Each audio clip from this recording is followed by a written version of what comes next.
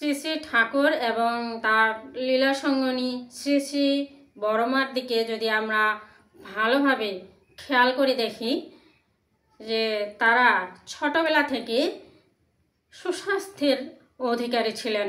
এর ভিতর রহস্য আছে। পরম প্রেমময় শ্রী শ্রী ঠাকুরের চরণে জানাই কোটি কোটি প্রণাম এবং আপনাদের সবাইকে জানাই জয় গুরু। আজকের আলোচনার বিষয় হচ্ছে যে আমরা যে সমস্ত খাবার খাই, তো এর মধ্য থেকে আমরা কোন খাবারগুলো খেলে সবচেয়ে ভালো পুষ্টি পেতে পারি এবং কি কি খাবার খেলে আমরা সবসময় সুস্থ থাকতে পারি।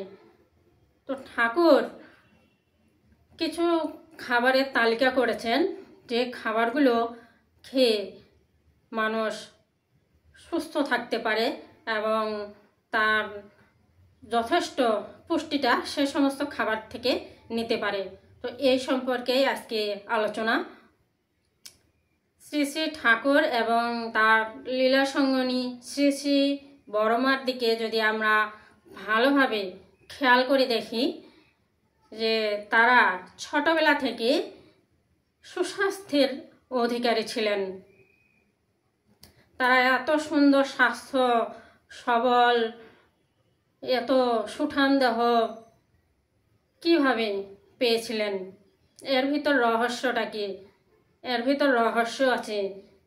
তারা কি খেয়েছিলেন? তো সেই পুষ্টিকর খাবারগুলোই কিন্তু খেয়েছিলেন, কিন্তু সেই খাবারগুলো কি সেইগুলোই আমাদের জানতে হবে। ঠাকুর যখন ছোট ছিলেন এবং শ্রী শ্রী বড়মা ঠাকুরের স্ত্রী যখন খুব ছোট ছিলেন, ছোটবেলা থেকেই তারা একটা খাবার প্রায় প্রতিদিনই খেয়েছিলেন। শ্রী শ্রী ঠাকুরের কর্তামা কৃষ্ণ সুন্দরী দেবী তার নাতি নাতনিদের খুব ভোরবেলা উঠে এক হাঁড়ি ভাত, গরম ভাত তাদেরকে খাইয়েছিলেন। আর সেই খাবারগুলো ছিল আতপ চাল, ঘি ভাত। এই খাবারগুলো মানে হবিষ্যন্ন, এই হবিষ্যন্ন খাবারগুলোই ঠাকুর এবং শ্রী শ্রী বড়মা তার দিদিমা, শ্রী শ্রী বড়মার দিদিমা কৈলাসবাসিনী দেবী, তিনিও কিন্তু তার নাতনিকে ছোটবেলা থেকে মানে শ্রী শ্রী বড়মাকে ছোটবেলা থেকে এই হবিষ্যন্ন খাবারটা খাইয়ে দিয়েছিলেন। খুব ভোরবেলায় উঠেই তারা এই সমস্ত খাবারগুলো রান্না করতেন এবং তাদের নাতি নাতনি এদেরকে খাওয়াতেন। তবে বিশেষ করে যেটা লাল চাল বা বাদামি চাল যেটা আমরা বলি, সেই চালটা সবচেয়ে বেশি পুষ্টিকর এবং উপকারী। তো ঠাকুর এবং শ্রী শ্রী বড়মা তারা ছোটবেলা থেকে কিন্তু এই হবিষ্যন্ন খাবারগুলোই খেয়ে এসেছিলেন, আর এই কারণে তারা কিন্তু সুস্বাস্থ্যের অধিকারী ছিলেন। তার শ্রী শ্রী ঠাকুর পুষ্টিকর যত খাবার আছে তার মধ্যে সবচেয়ে সেরা খাবার হিসেবে হবিষ্যন্ন খাবারকেই বলেছেন। তো হবিষ্যন্ন খাবারের মধ্যে থাকবে আতপ চাল, থাকবে ঘি, থাকবে কাঁচা কলা, থাকবে তারপর ডাল বাটা, ডালের মধ্যে থাকবে মুগ ডাল আর হচ্ছে মটর ডাল, তারপর তিল বাটা। এই সমস্ত খাবার খেতে বলেছেন, আর সেই সাথে খেতে বলেছেন দুধ এবং পাকা কলা। এই সমস্ত খাবার যদি খাওয়া যায় তাহলে কোনো ঘাটতি থাকে না, পুষ্টির মধ্যে কোনো ঘাটতি থাকে না এবং সমস্ত পুষ্টি আমরা সংগ্রহ করতে পারি এই সমস্ত খাবার থেকে। যদি এই সমস্ত খাবার নাও খেতে পারি তবে সেই ক্ষেত্রে ঠাকুর বলেছেন এখানে কিন্তু টাটকা ফলমূল এবং শাকসবজিও খেতে হবে। যদি টাটকা ফলমূল এবং শাকসবজি খাওয়া যায় তাহলেও ভালো পুষ্টি সংগ্রহ করা যায়।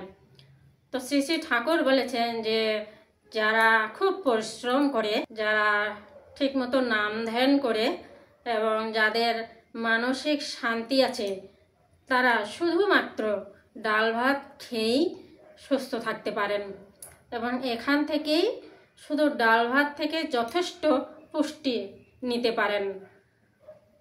আজকালকার দিনে অনেকে দামি দামি টনিক খেয়ে থাকেন। দামি দামি টনিক না খেয়ে সেই জায়গায় যদি পঞ্চামৃত যেমন দধি, দুগ্ধ, ঘি, মধু মিশ্রণ, চিনি দিয়ে এইসবের মিশ্রণ যদি খাওয়া যায়, সেগুলো যদি হজম করা যায়, তাহলে টনিকের চেয়েও ভালো ফলাফল পাওয়া যায়, এটা শ্রী শ্রী ঠাকুর বলেছেন। আর এই সমস্ত খাবার কিন্তু খাঁটি হতে হবে। যদি খাঁটি হয় তাহলে কিন্তু আরও ভালো হজম হয়, আর যত ভালো হজম হবে তত পুষ্টি আমাদের শরীর শোষণ করে নিতে পারবে।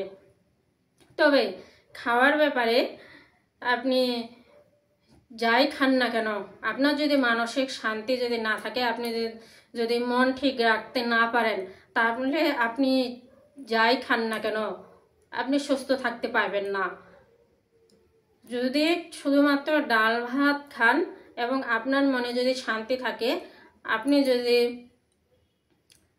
মানসিকভাবে সুস্থ থাকেন, যে আপনি যদি ভাবেন যে আমার কোনো কিছুর দরকার নাই, শুধু সেই ক্ষেত্রে আপনি ডাল ভাত খেয়েও যথেষ্ট পুষ্টি নিতে পারেন।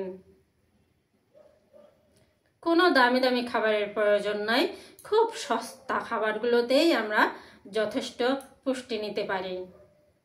সে সাথে আমাদের কিন্তু মনটাকে অবশ্যই সুস্থ রাখতে হবে, সবসময় ইষ্ট কাজে যুক্ত থাকতে হবে, তাহলেই আমরা সুস্থ থাকতে পারি। আজ এই পর্যন্তই। সবাই ভালো থাকবেন, সুস্থ থাকবেন। জয় গুরু।